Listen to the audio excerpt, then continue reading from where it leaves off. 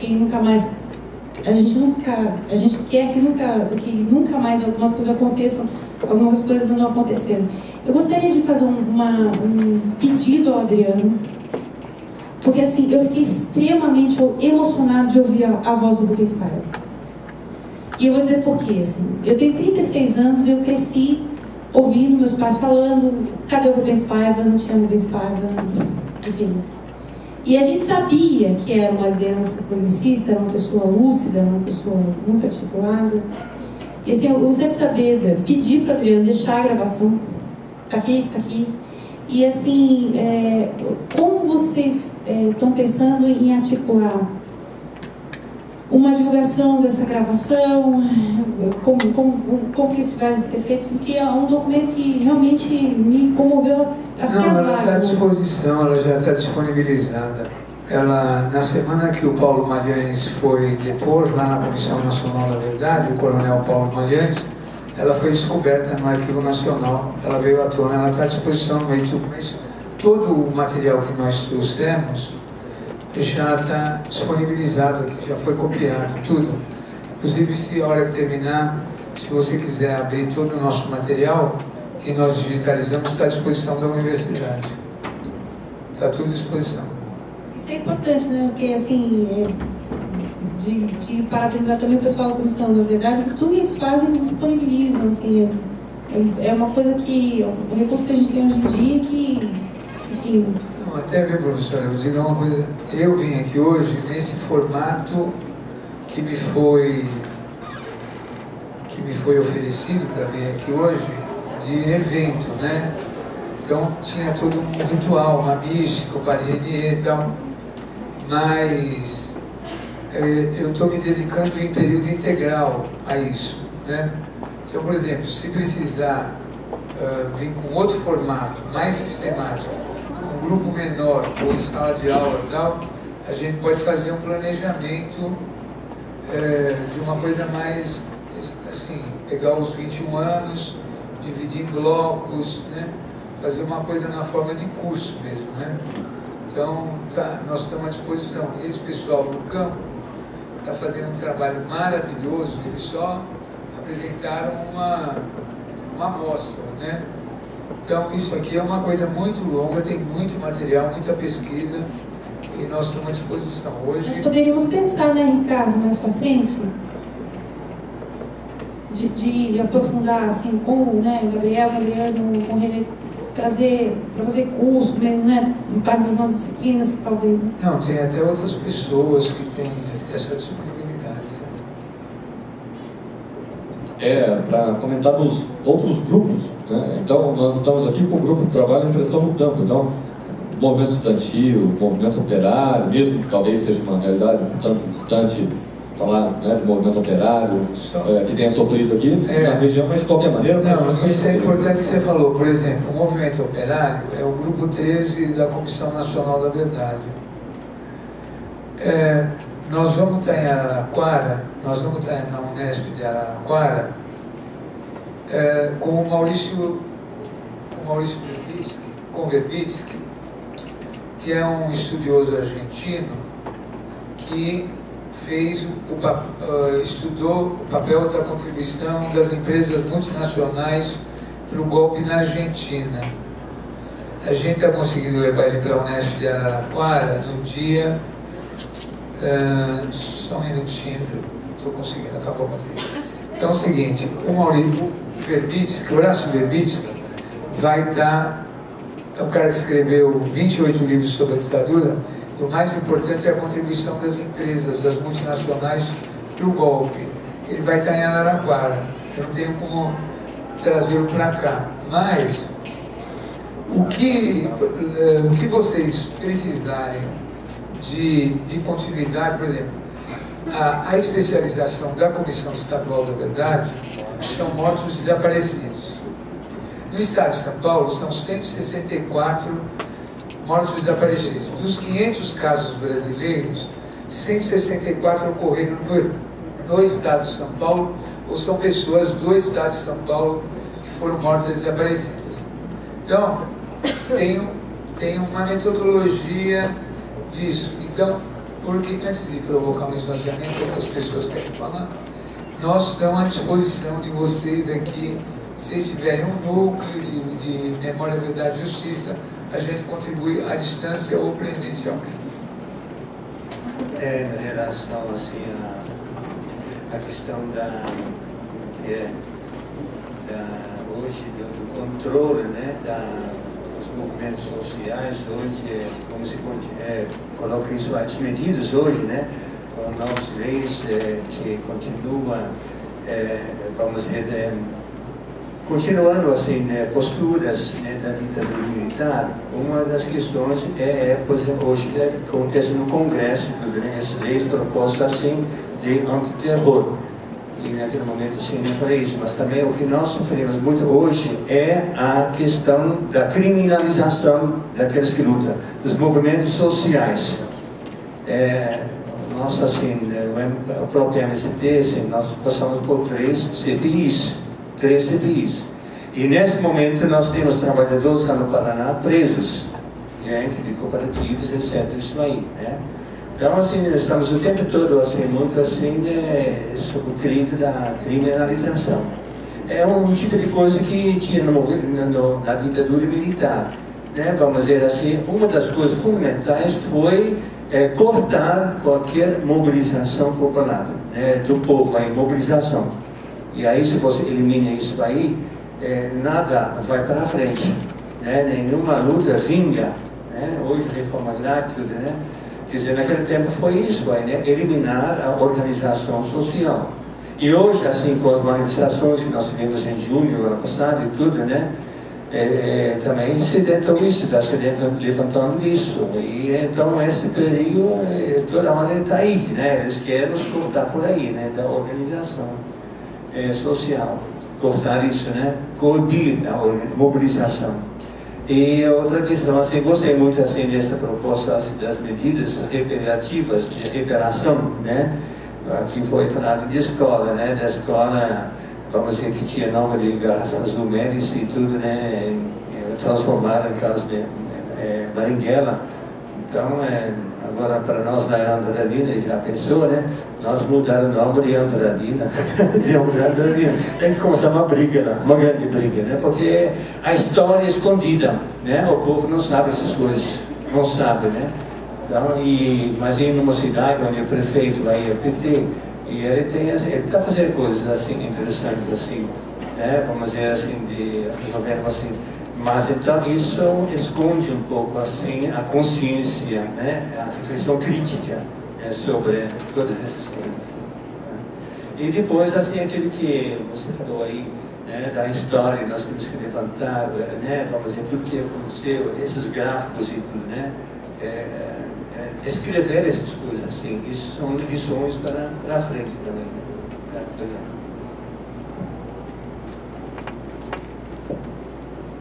Alguém quer perguntar mais alguma coisa? Não,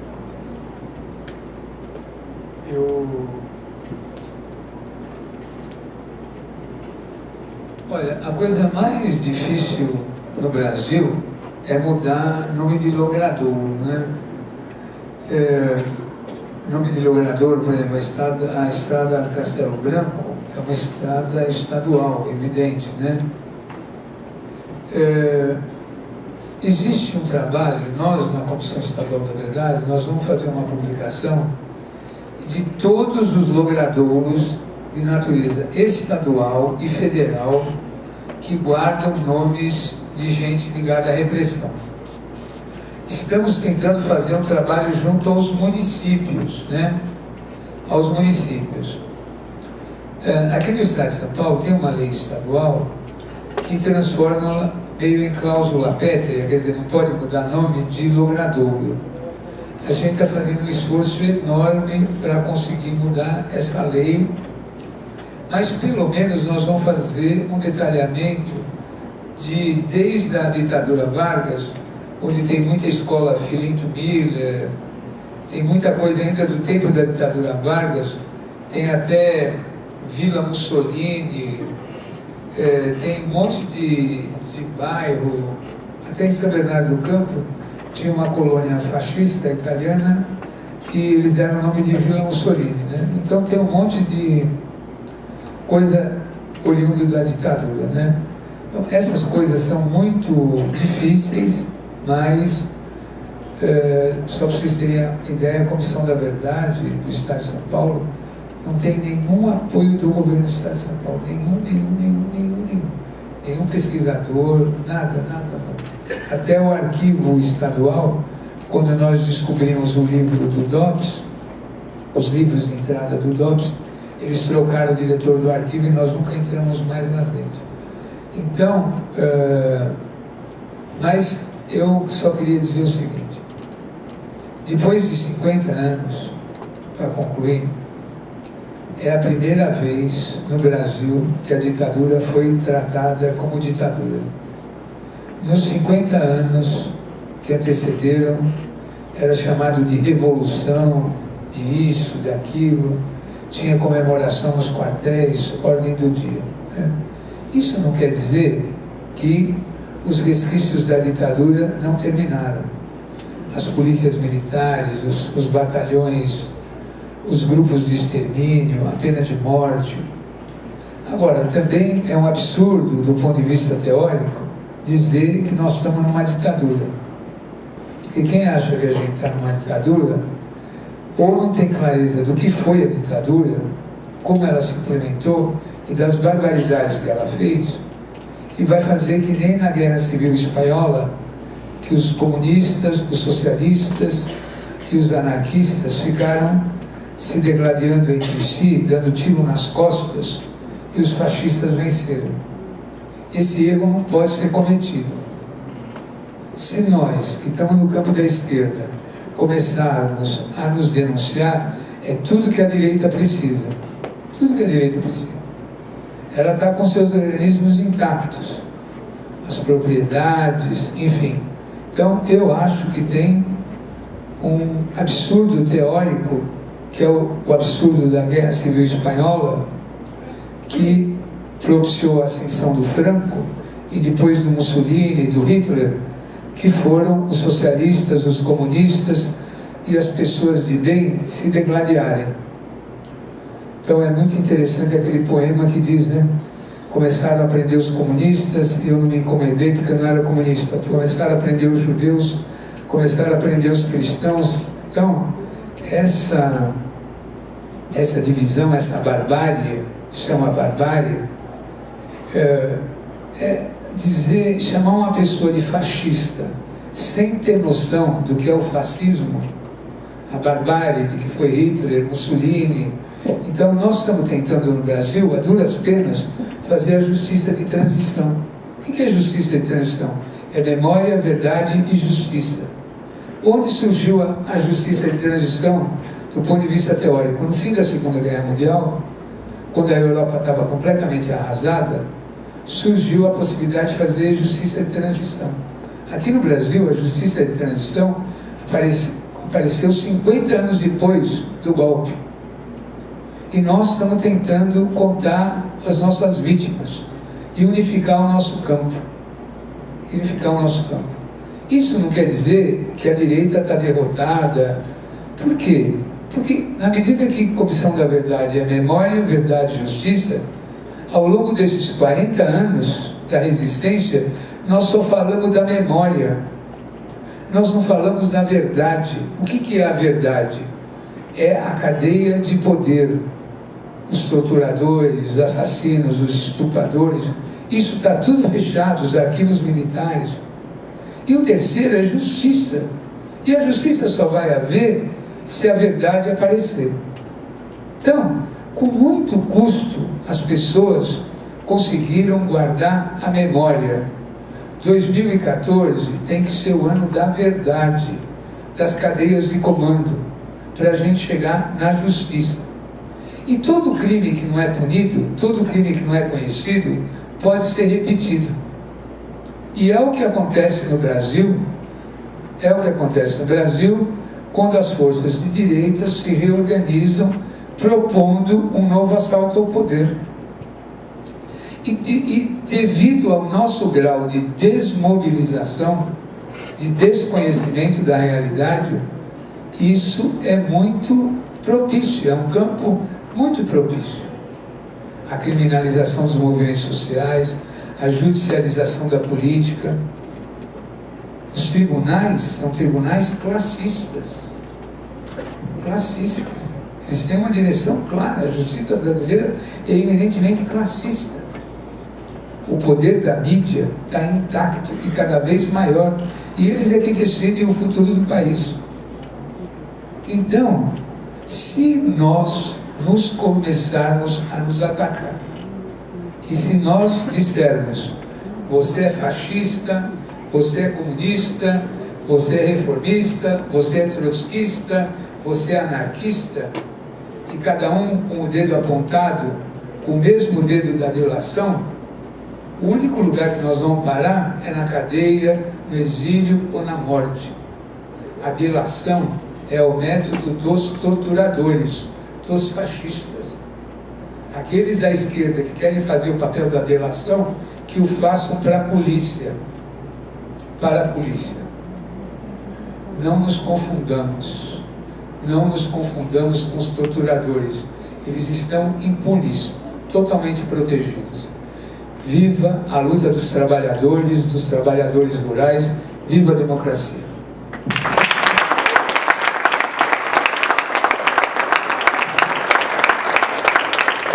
Bom, novamente agradecemos àqueles que compuseram a mesa de hoje.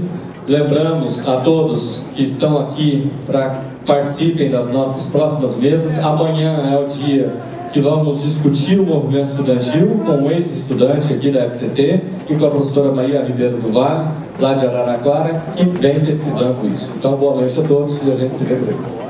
Eu pediria a atenção de vocês, já retornamos.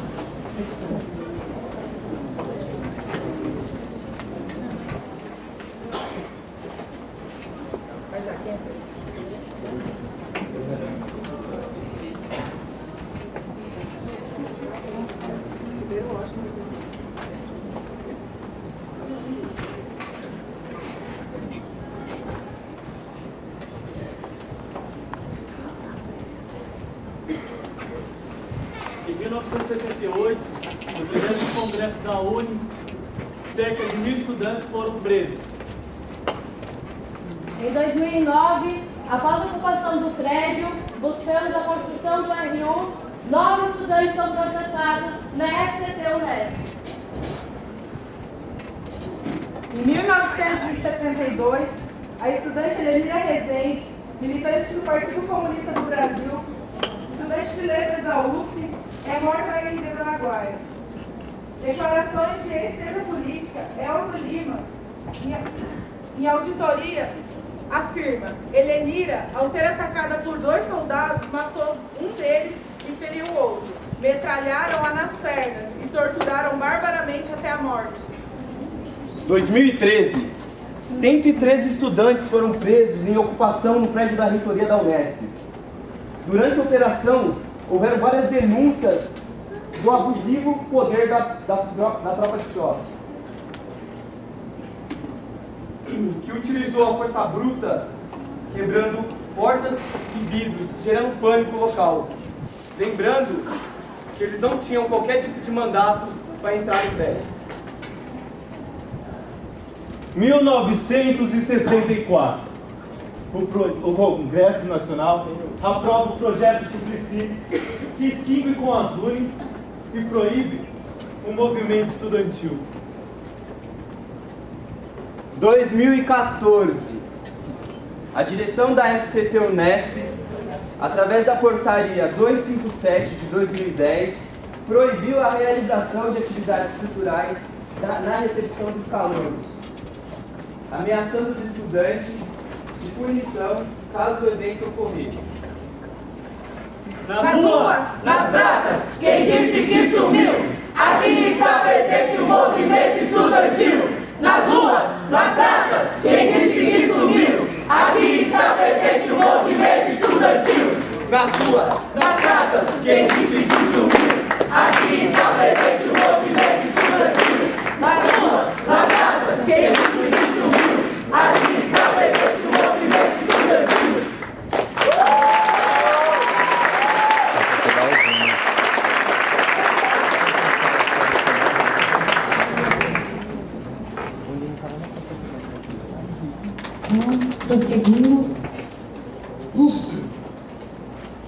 todos. Nossa.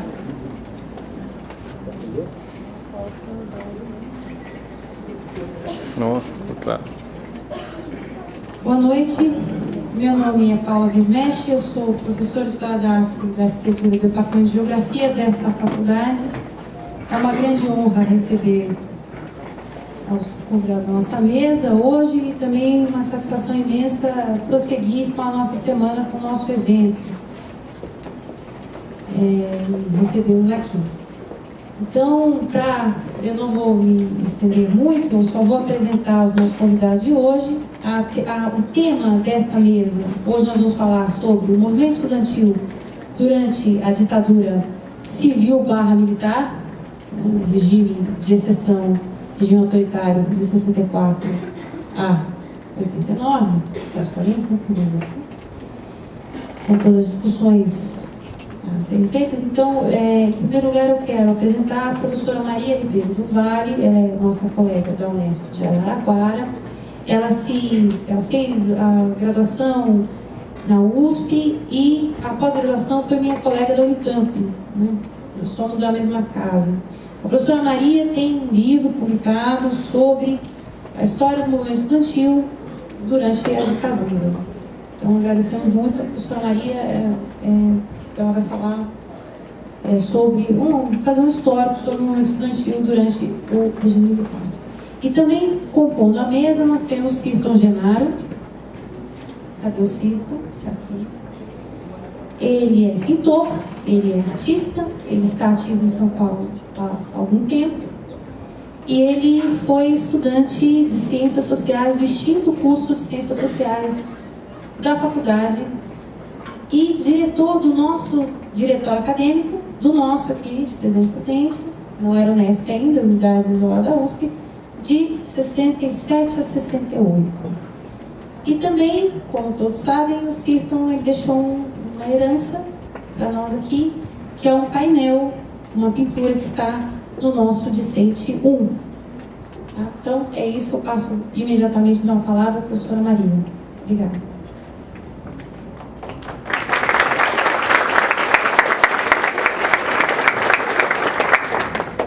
Obrigada, Paula, obrigada pela presença de vocês. É um prazer imenso, né? Eu estou atualmente fazendo uma pesquisa sobre a ditadura militar na Unesp e desde maio do ano passado coletando depoimentos, né? Sobre os professores, funcionários e alunos que sofreram arbítrio na universidade.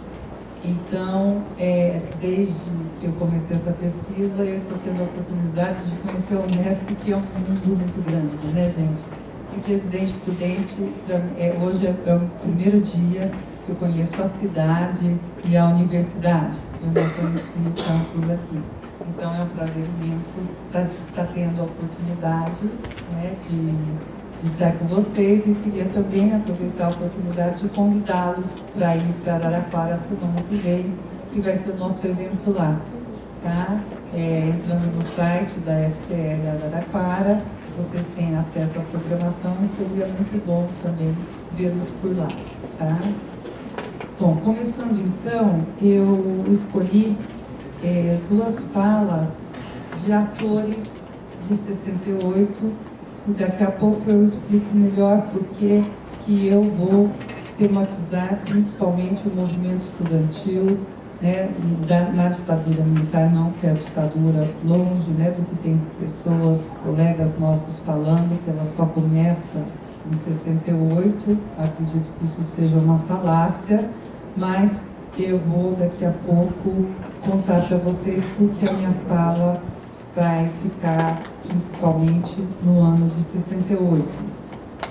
Então, eu gostaria de começar dando voz, né, aos estudantes que em 68 estiveram na luta política. Vamos lá. Nossa geração teve pouco tempo. Começou pelo fim, mas foi bela a nossa procura. Ah, moça, como foi bela a nossa procura. Mesmo com tanta ilusão perdida, quebrada, mesmo com tanto caco de sonho, onde até hoje a gente se toca. Essa é uma poesia do Alex Polari. E eu passo agora a falar, né, também um trecho escrito pelo Nido Kloss. Até hoje, o estigma do ano maldito exige, em vez de ódio ou esquecimento, uma recuperação de seus vestígios, a redação de suas memórias, a decodificação de seus símbolos que ainda assombram o imaginário político do país. O estigma de 1968 continua intacto, escuro, fechado, como o quarto de um falecido ilustre, onde ninguém ousa entrar para não incomodar os fantasmas. Então, gente, por que 68, né? Por que movimento estudantil e ditadura militar em 68? Em 64, quando acontece o golpe, os estudantes estão bastante desmobilizados. Inclusive, parte dos estudantes, principalmente os estudantes universitários, pertencentes à classe média, participam da Marcha com Deus pela Liberdade, ou seja, apoiam o golpe, né? Até 66, a UNE vai ficar e o movimento estudantil ficarão nas mãos dos estudantes direitistas. E como já vocês falaram logo na intervenção de vocês, com a lei Suplicy de Lacerda, que extingue a UNE, inclusive os estudantes de direita farão oposição, né, ao regime militar.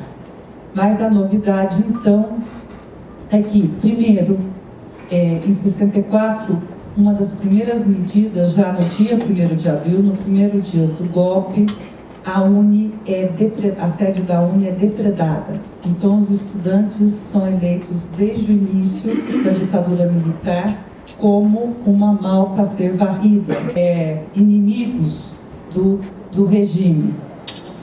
Então, como eu falei para vocês, em 66, então a esquerda consegue se organizar e ser eleita, não tomar, mas ser eleita para a gestão da UNE.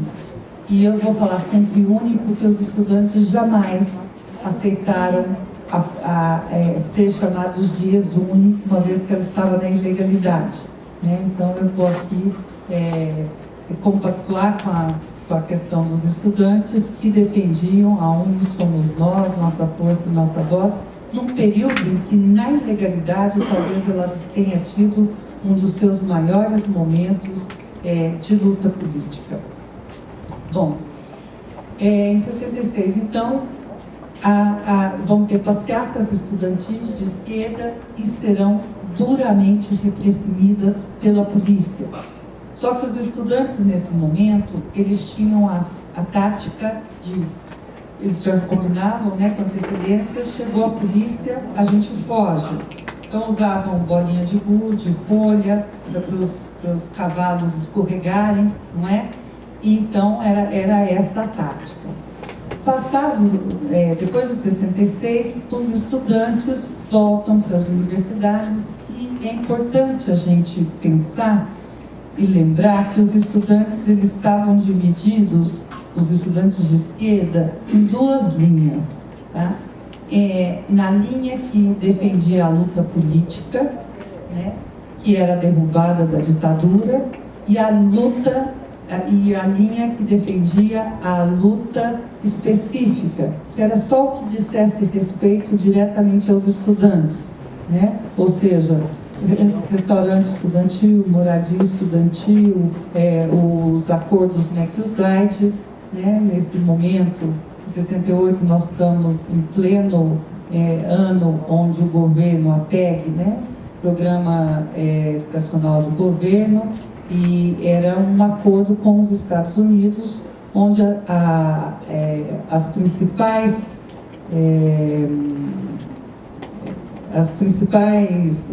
motivos, né, as principais iniciativas dessa política seria a privatização do ensino e tornar os nossos estudantes técnicos para o capital estrangeiro.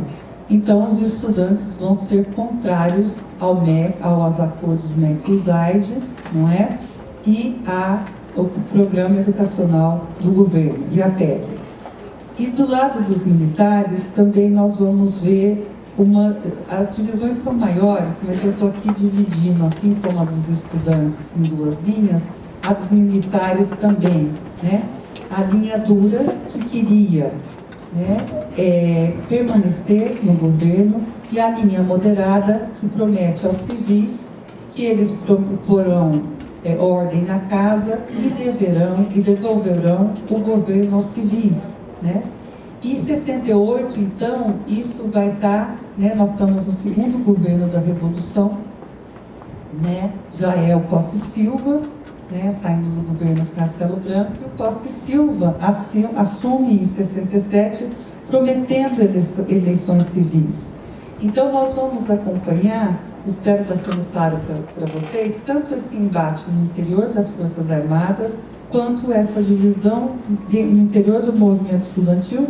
E eu proponho aqui contar os fatos de 68 para vocês como se fosse uma guerra entre o movimento estudantil de um lado e a ditadura militar do outro. Então, como eu já disse, né, passada a repressão do movimento estudantil em 66, em 67 eles vão ficar nas faculdades pelas suas lutas específicas, e em 68 é formada a Frente Ampla. Vocês devem ter ouvido aqui já falar, né? Vocês já tiveram palestra sobre o golpe, com o Carlos Lacerda, que era de oposição. Então, pessoas que apoiaram o regime, pelo fato de estar agora, o regime demorando muito, né? Os militares, estar muito tempo no poder, eles começam a fazer uma oposição ao governo. E a partir daí, o regime vai tentar, né, fazer do movimento estudantil, da Frente Ampla, bodes expiatórios, tá? Então, particularmente, eles vão tentar fazer do movimento estudantil um bode expiatório para o fechamento do regime. Quer dizer, já existe esse plano no governo de fechamento do regime, mas eles vão querer aproveitar as manifestações estudantis para, de fato, falar: olha, os estudantes estão pedindo, eles estão subversivos, estão comunistas, estão acabando com a ordem, então nós vamos ter que fechar o regime. Então, eu gostaria de dizer também a vocês que o movimento estudantil é um movimento de massas, é o maior movimento de oposição à ditadura no Brasil, tá? Um movimento de massas de maior oposição à ditadura no Brasil. E os estudantes, então, não é só que eles foram bode expiatório, eles foram atores, de fato, nós vamos ver como, né? Mas só para mostrar para vocês que desde o início do regime militar, né, os militares, desde o início do ano de 68, os militares vão querer usar os estudantes como bode expiatório para o fechamento do regime. Bom, em janeiro tem algumas passeatas dos estudantes do calabouço pela melhoria do seu restaurante universitário, né? Essas passeatas acontecem num clima de relativa calma, e o primeiro episódio, então, a comover a opinião pública, porque, gente, se eu estou falando para vocês numa guerra entre estudantes e ditadura militar, entre movimento estudantil e ditadura militar, o que é necessário numa guerra é que você tenha adesão da população. Então, os estudantes vão querer falar que a ditadura é violenta, e a ditadura vai querer falar que os estudantes é que são violentos, tá? Então, em 68, em março, né, os mesmos estudantes do calabouço que fizeram essas passeatas no Rio, em janeiro, vão estar preparando uma nova passeata dentro do restaurante universitário, que é o calabouço. A polícia entra atirando, e é assassinado o nosso primeiro estudante, né? O Edson Luiz, um paraense, tinha acabado de chegar no Rio de Janeiro, era secundarista, nem estava na universidade, trabalhava na limpeza do restaurante Calabouço para ajudar a mãe a sustentá-la no Rio de Janeiro. Então, vai ser uma comoção muito grande a morte do Edson Luiz, porque como é que, quando é feita, né, a vistoria, né, quando vai ser feita a vistoria, fica comprovado, né, que as balas que mataram, que a bala que matou e as demais estavam a 1,5 metro do solo. O que significa, gente? A polícia entrou dentro do restaurante universitário na hora do almoço para matar. Tá? Se ela quisesse só dispersar, ela teria tirado para cima. Não é? Então, esse assassinato vai ser uma comoção muito grande no Rio de Janeiro. Para vocês terem uma ideia, as crônicas da época falam que a impressão que se tinha é que o Rio de Janeiro inteiro passou no velório do Edson Luiz, que foi na Assembleia Legislativa. Até interessante já mostrar que, como foi importante, os estudantes, né, eles não deixaram, a polícia queria levar o corpo, e eles não deixaram levar o corpo do Edson Luiz e fizeram o velório na Assembleia Legislativa, onde foi feita também a autópsia. Então, os estudantes já tiveram uma antevisão do que seria depois uma prática comum da ditadura, que seria dar sumiço aos corpos, né, que eles matavam. Bom, então, se eu estou contando essa história para vocês em termos de uma guerra, no outro dia acompanharão o enterro do Edson Luiz 50 mil pessoas. Ou seja, essa população corresponde ao número de pessoas que acompanhou o enterro do Getúlio Vargas, em 54. Isso significa que era muita gente na rua, tá? Então, do ponto de vista, claro, não do assassinato de um aluno, mas do ponto de vista do movimento estudantil conseguir desmascarar o caráter violento, né, da ditadura, vitória dos estudantes. Concordam comigo? Por exemplo, a frase que mais chocava era a das mães. E se fosse um filho seu? Não é?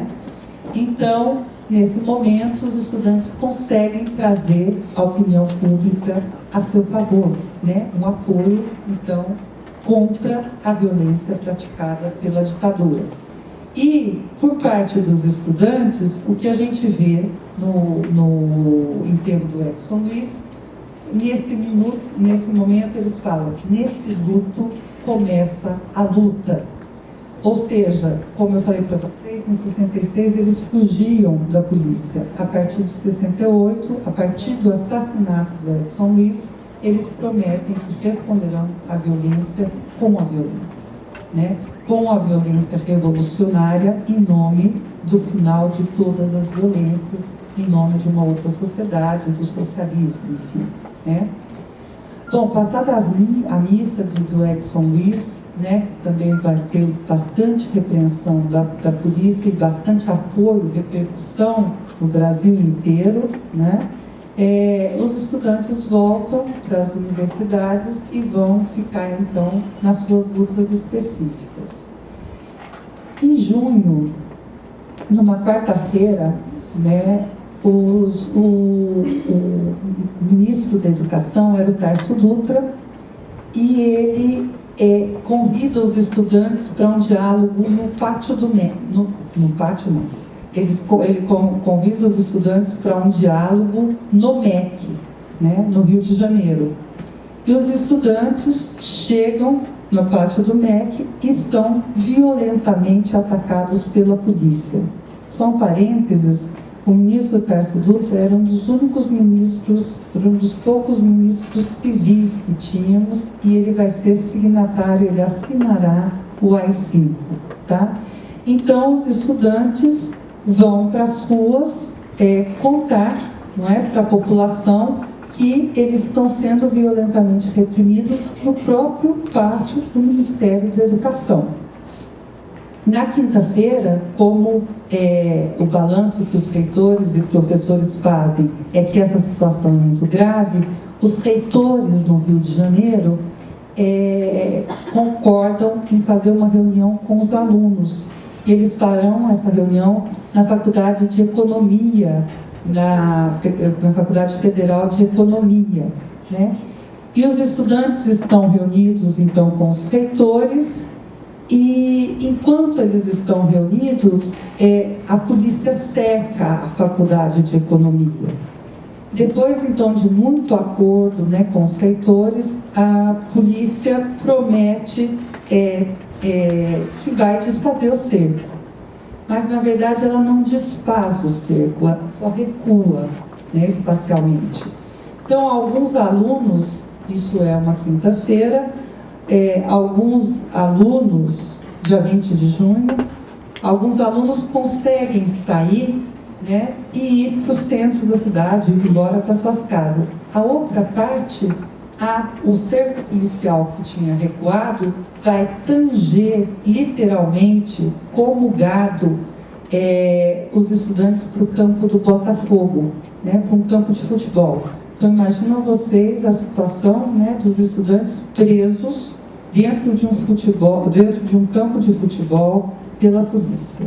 Eu vou pedir licença para vocês e vou tentar ler só uma parte de um jornalista da época, né, para a gente ter ideia do que aconteceu, então, nesta quinta-feira. Num semestre marcado pela rotina diária de choques violentos, o que teria ocorrido de extraordinário para que a população se revoltasse com tanto ódio? Na mesma crônica em que narrou os acontecimentos, Carlinhos Oliveira explicava: os cariocas amanheceram hoje com as mãos trêmulas. No café da manhã, os jornais lhes serviram fotografias hediondas, moças e rapazes deitados de bruços, com a cara enfiada na grama. Moças forçadas a andar de quatro diante de insolentes soldados da PM. Dezenas de estudantes encostados a um muro e com as mãos segurando a nuca ou na mesma atitude, mas deitados de bruços. Ele se referia aos episódios ocorridos na véspera, quinta-feira, no campo do Botafogo, para onde foram tangidos pela PM cerca de 400 estudantes depois de uma assembleia na Faculdade de Economia. O que ocorreu ali, no gramado do time que iria conquistar naquele ano o seu único campeonato nos últimos 20 anos, chocou a cidade. Uma cidade que, desde a morte e as missas de Edson Luiz, achava que já tinha assistido a tudo em matéria de violência. Mais do que pela agressão física, as fotos hediondas indignavam como símbolos do ultraje. A descrição de soldados urinando sobre corpos indefesos ou passeando o cacetete entre as pernas das moças, junto às imagens de jovens de mãos na cabeça, ajoelhados ou deitados de bruços com o rosto na grama, era uma alegoria da profanação. Então, gente, uma outra questão que eu queria aqui chamar a atenção para vocês é que tudo ainda estava nos jornais, tá? Nós só com as 5, né, em dezembro, que vai ter a censura. Então, a população carioca amanhece com essas fotos estampadas, né, como a gente acabou de ler. E aí, os estudantes, vários daqueles estudantes que foram para casa, na época era o rádio, né, pelo rádio que eles ficavam sabendo das coisas, os estudantes foram para casa, né, e ficaram sabendo dos acontecimentos de quinta-feira. Então, sexta, a chamada Sexta-feira Sangrenta, os estudantes vão para o centro em passeata denunciar o que tinha acontecido no campo do Botafogo. E, para surpresa dos estudantes, a população se unirá aos protestos e revidará a violência policial. Tá? Para vocês terem uma ideia, 28 populares são mortos durante a Sexta-feira Sangrenta no centro do Rio de Janeiro. Tá? E depois disso, então, tá, mais uma vez, né, a vitória dessa guerra que eu conto para vocês, né, a vitória dos estudantes, ou seja, fica explícito o caráter violento, né, violentíssimo da ditadura. Então, tanto assim que eles organizam a organização. Nós estamos dia 21 de junho, dia 26 na quarta-feira, uma sexta, né? Dia 26 na quarta-feira é organizada, é chamada a passeata dos 100 mil. 100 mil pessoas estarão nas ruas, o dobro do número de pessoas que acompanhou o enterro do Edson Luiz, estarão na rua contra as violências praticadas pelo regime militar. E aí, a passeata dos 100 mil fica conhecida como a Marcha com Deus pela Liberdade às Avessas. Sim, em 64 eles foram para a rua a favor do regime. Agora, clero, artistas, mães, professores estão nas ruas pedindo o final das violências. Né?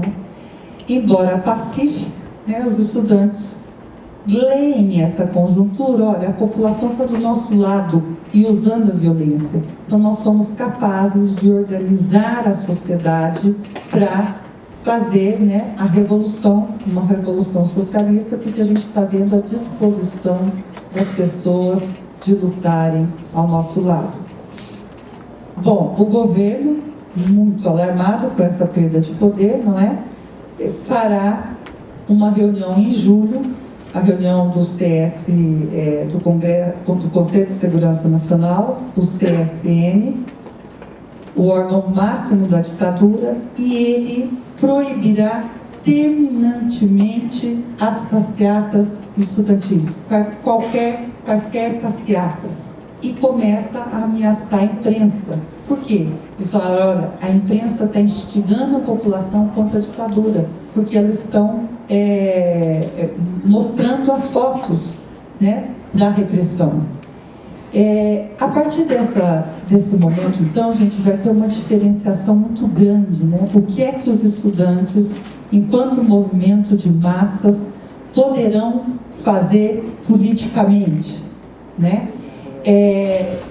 Então, a linha dos estudantes de massas, né, que tinham muita influência do maoísmo, né, que acreditavam que todos tinham que ser preparados pela violência, vai ser duramente golpeada.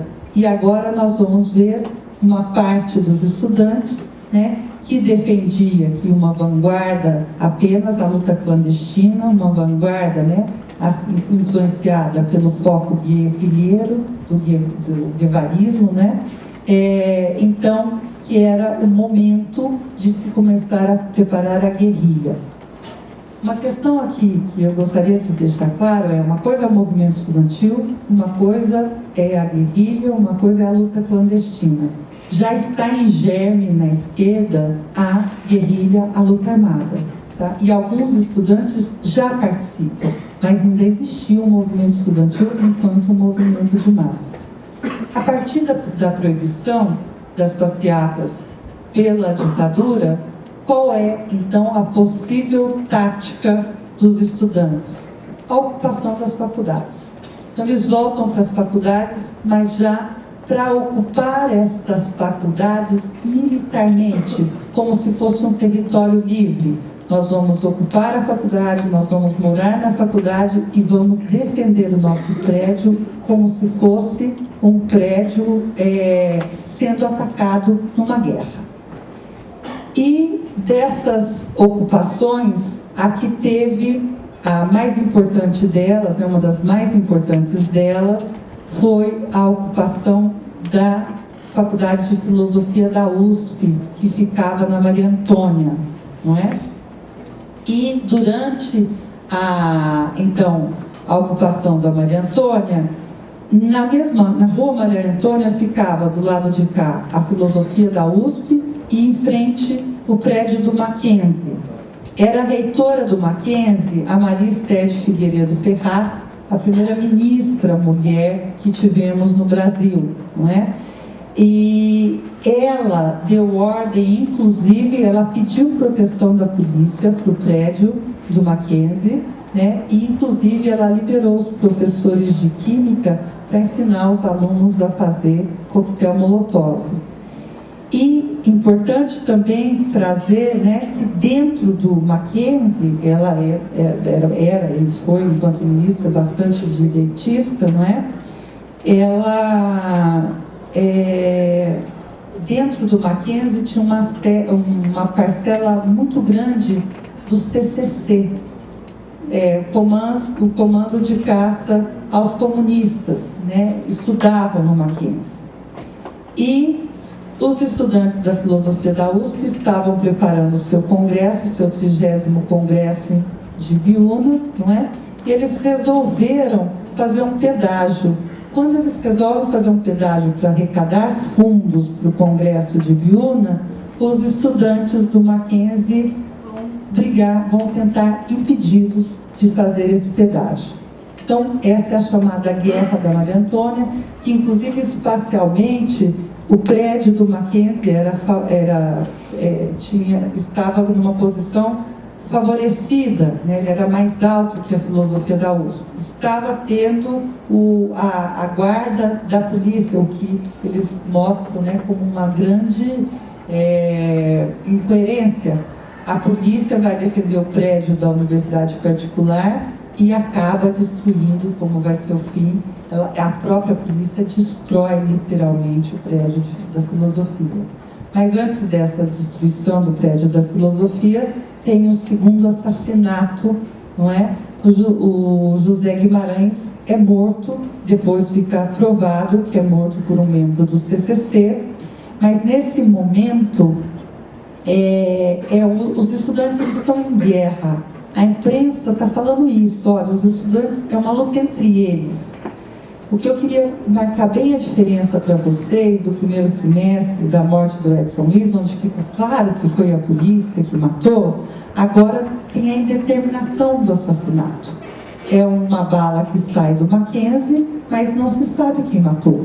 Então, o que a imprensa, inclusive, né, vai noticiar? Olha, os estudantes estão tão violentos que eles já estão matando entre eles, não é? E os próprios estudantes do Mackenzie, que não os integrantes do CCC, no outro dia saem passeata, né, falando que estão ao lado da filosofia da USP contra o CCC. Então foi uma versão da imprensa falar que foram os próprios estudantes que mataram um estudante, não é? Foi uma ação já do CCC. Bom, nós estamos então, a Guerra da Maria Antônia foi em 2 e 3 de outubro, nós estamos nas vésperas do Congresso de Biúna, que seria 10 e 11. Imaginem vocês, né, geralmente quando eu falo sobre isso, eu falo, olha, o José Dirceu, a gente precisa estudar a história, porque houve um erro político, não é de hoje que o José Dirceu tem erros sérios políticos, né?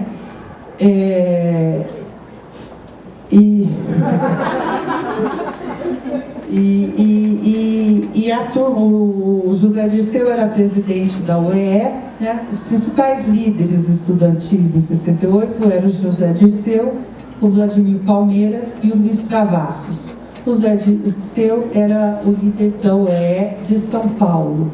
E tinha uma divergência se o 30º Congresso deveria ser no CRUSP, na moradia da USP, onde atrairia a população, se tivesse violência, a população veria a violência da polícia, e a parcela apoiada pelo Zé Dirceu, que sai vitoriosa e que tem um erro bárbaro de marcar um congresso clandestino numa cidade do interior chamada Biúna.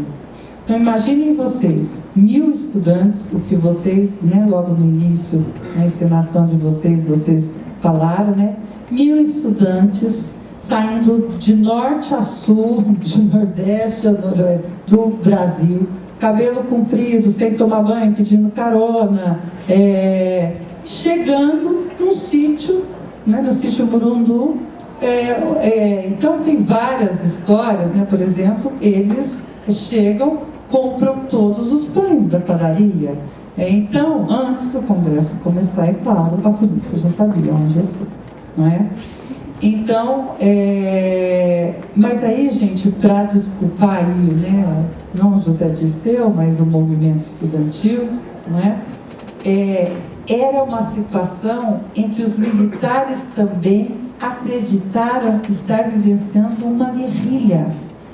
Eles saem para a apreensão dos estudantes em Ibiúna, despedem-se das suas esposas, né, e deixam testamentos. Eles acham que eles tinham armas, sim, mas poucas armas em Ibiúna. Já era, né, dentro da luta armada, a questão da clandestinidade, mas os militares acham que vai ter uma guerra e que eles, provavelmente, alguns deles também não voltarão para cá. Não, né, gente? Os estudantes se rendem, são presos, é muito fácil, né? A única coisa que é difícil é que tem um trajeto, né, por terra, eles têm que fazer, agora eu não vou lembrar se 14 ou 17 quilômetros a pé até chegar, né, nos carros, nos 14 quilômetros de terra, não é? E até ser levado para o presídio Tiradentes, em São Paulo. Os estudantes, então, são todos presos. A liderança, os líderes que a polícia tentou, que a ditadura perseguiu durante todo o ano, né, são todos presos de uma vez. E aí, se com a proibição das passeatas, a linha de massas já tinha sido totalmente destruída, né, pela ditadura, a linha de massas defendidas pelos estudantes, agora essa linha, né, clandestina, de ação clandestina, de ocupações, também caía por terra o grande sonho, né, do movimento estudantil com essas prisões. Eu gostaria de falar que a gente está, então, em outubro, em que as mães, gente, um personagem muito importante em 68 são as mães, que acompanharão os filhos até o fim. Porque se a gente estava vendo que no primeiro semestre teve a vitória da ditadura, agora, dos estudantes ao mostrar o caráter violento da ditadura, agora, todo aquele discurso, né, que a ditadura queria falar que os estudantes são violentos, matam entre eles, fazem reuniões clandestinas com presença de armas, é uma entidade ilegal, começa a ter respaldo na prática. Realmente, alguns estudantes estavam defendendo a luta armada. Então, a população começa a recuar. Ela não apoia como apoiava, quando estava claro que era a polícia, que era violenta. Então, os estudantes vão ter principalmente o apoio das mães. Essas mães sairão de todo o Brasil, serão recebidas pelas mães de São Paulo, não é? Então, eu gostaria de falar desse ator bastante importante, mas que ainda teremos, mesmo com as manifestações proibidas, teremos manifestações contrárias à prisão dos estudantes. E a última delas acontecerá no Rio de Janeiro, onde, num protesto pela liberdade, né, um dia de luta pela liberdade, os estudantes estão em passeata, a polícia, né, para variar, cerca, né, a passeata, e os estudantes estão em frente a um hospital universitário. Para esconder da polícia, onde eles vão entrar? No hospital. E a polícia entra, atira e mata o nosso terceiro estudante, né, assassinado em 68, o Luiz Paulo Cruz Nunes. Era residente, não estava envolvido, não podia ser chamado de subversivo, não estava envolvido politicamente, não é? E, para vocês terem uma ideia, a polícia proibiu, a ditadura proibiu que rezasse o país, o Brasil, o país mais católico do mundo, foi proibido de rezar a missa de sétimo dia pelo Luiz Paulo. Tá? Então tem uma carta belíssima das mães, dos professores, falando, né, como é que não podemos mais nem rezar pelas almas dos mortos pela ditadura? Bom, então, para contar para vocês que o movimento estudantil está realmente liquidado, tá?